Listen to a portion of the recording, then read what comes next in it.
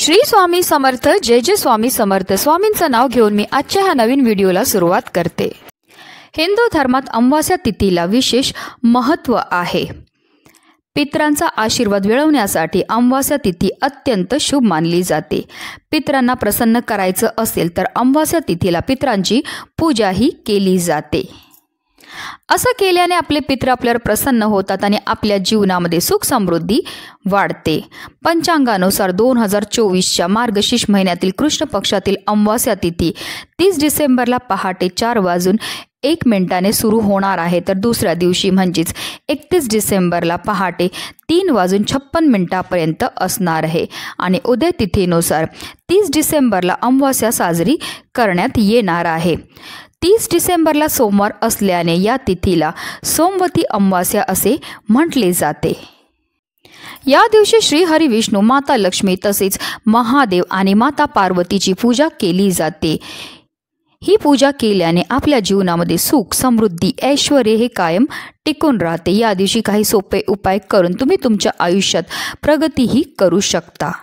आणि म्हणूनच आपल्याला सोमवती अमावास्येच्या दिवशी आंघोळीच्या पाण्यामध्ये ही एक वस्तू टाकायची। ही वस्तू टाकल्यामुळे प्रखरातला प्रखर पितृदोष, ग्रहदोष, शत्रुबाधा तर नष्ट होणारच आहे, पण आपलं 7 पिढ्यांचं दारिद्र्य नष्ट होऊन आपल्या संपूर्ण कुटुंबाची भरभरून अशी प्रगती होणार आहे। अतिशय प्रभावी असा हा उपाय, ज्याबद्दल सविस्तर आणि महत्त्वाची अशी माहिती मी तुम्हाला या व्हिडिओमध्ये देणार आहे, तर व्हिडिओ पूर्ण पहा। आणि जर तुम्ही माझ्या चॅनलवर नवीन असतील तर चॅनलला सबस्क्राईब करा आणि शेजारी बेल आयकॉन सुद्धा प्रेस करा, जेणेकरून तुम्हाला माझ्या नवनवीन व्हिडिओचं नोटिफिकेशन हे मिळत राहील आणि तुम्ही एक पण व्हिडिओ मिस करणार नाही। आणि कमेंटमध्ये श्री स्वामी समर्थ लिहायला अजिबात विसरू नका। मार्गशीर्ष महिन्यामध्ये स्नानाला आणि दानाला विशेष महत्त्व हे दिलं जातं। अशा काही विशेष तिथी असतात, जसं की अमावास्या आहे, पौर्णिमा आहे, एकादशी आहे, चतुर्थी आहे। या तिथींना पवित्र नद्यांमध्ये स्नान करण्याला विशेष महत्त्व हे दिलं जातं। म्हणूनच जर तुम्हाला शक्य असेल तर आवर्जून या दिवशी तीर्थक्षेत्री जाऊन स्नान करा। स्नान केल्यानंतर आपल्याला यथाशक्तीप्रमाणे दान हे करायचे। हे दान केल्यामुळे आपले पितर आपल्यावर प्रसन्न होतात आणि आपल्याला सुखी संसाराचा ते आशीर्वाद देत असतात। पण हल्लीच्या धावपळीच्या जीवनामध्ये प्रत्येकालाच तीर्थक्षेत्री जाऊन स्नान करणं शक्य नसतं। म्हणूनच आपल्याला घरच्या घरी आंघोळीच्या पाण्यामध्ये ह्या काही वस्तू टाकायच्यात आणि आपल्याला स्नानही करायचे।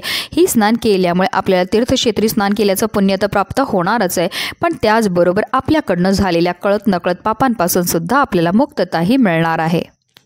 आणि म्हणूनच आपल्याला सोमवती अमावास्येच्या दिवशी ब्रह्ममुहूर्तावर उठायचं आहे, कारण असं म्हटलं जातं ब्रह्ममुहूर्तावर केलेल्या प्रत्येक कार्यामध्ये आपल्याला 100% यश प्राप्त होत असतं। ब्रह्ममुहूर्तावर उठून आपल्याला अंथरुणामध्ये श्री हरी विष्णू, माता लक्ष्मी तसेच महादेव आणि देवी पार्वतीचं स्मरण हे करायचं आणि त्यानंतर आपल्याला आंघोळीला पाणी हे काढायचं। आता तुम्ही आंघोळी करता थंड किंवा गरम कोणतंही पाणी घेऊ शकता।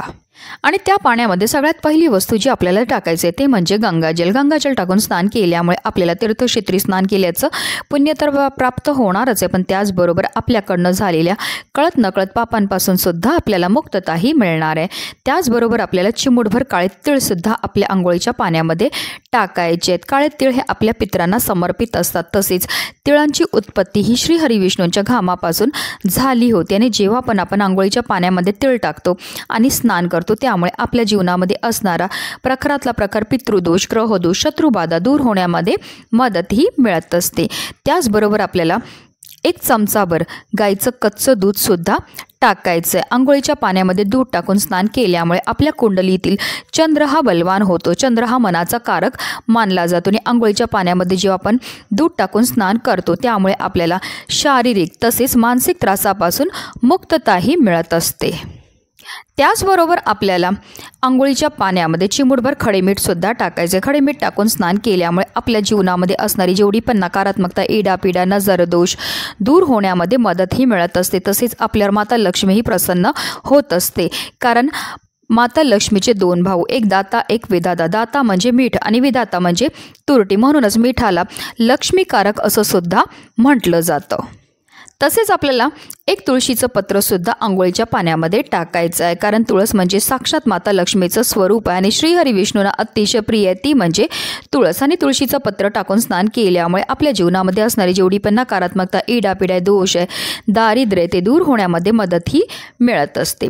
तर आपल्याला ह्या सर्व वस्तू आपल्या आंघोळीच्या पाण्यामध्ये टाकायचं आहे आणि आपल्याला स्नानही करायची आहे.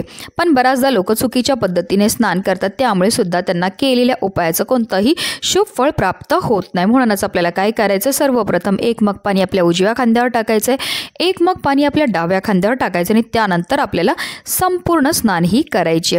स्नान करताना निरंतर आपल्याला या एका मंत्राचा जप हा करायचा आहे. गंगे च यमुने च गोदावरी सरस्वती नर्मदे सिंधू कावेरी जलस्मिन्स निधी कुरु. या मंत्राचा अर्थ असा होतो, गंगा, यमुना, गोदावरी, सरस्वती, नर्मदा, सिंधू, कावेरी या सर्व पवित्र नद्यांचं जल ह्या पाण्यामध्ये समाविष्ट झालेल्याने या पवित्र पाण्याने मी स्नानही करत आहे. जेव्हा आपण आंघोळीच्या पाण्यामध्ये या सर्व वस्तू टाकतो त्याचबरोबर आपण मंत्राचा जप करतो, त्यामुळे आपल्या तनाबरोबर आपल्या मनाची सुद्धा शुद्धीही होत असते आणि पवित्र तनाने पवित्र मनाने केलेल्या प्रत्येक कार्यामध्ये आपल्याला 100% यश प्राप्त होत असतं. अतिशय प्रभावी असा हा उपाय केल्यामुळे आपल्या जीवनामध्ये असणारा प्रखर पितृदोष, ग्रहदोष, शत्रुबाधा तर नष्ट होणारच आहे, पण आपल्या 7 पिढ्यांचं दारिद्र्य नष्ट होऊन आपल्या संपूर्ण कुटुंबाची भरभरून अशी प्रगती होणार आहे. म्हणूनच व्हिडिओ जास्तीत जास्त लोकांपर्यंत शेअर करा, जेणेकरून प्रत्येकाच्या आयुष्याचं कल्याण हो, हेच मनामध्ये इच्छा. श्री स्वामी समर्थ. जय जय स्वामी समर्थ.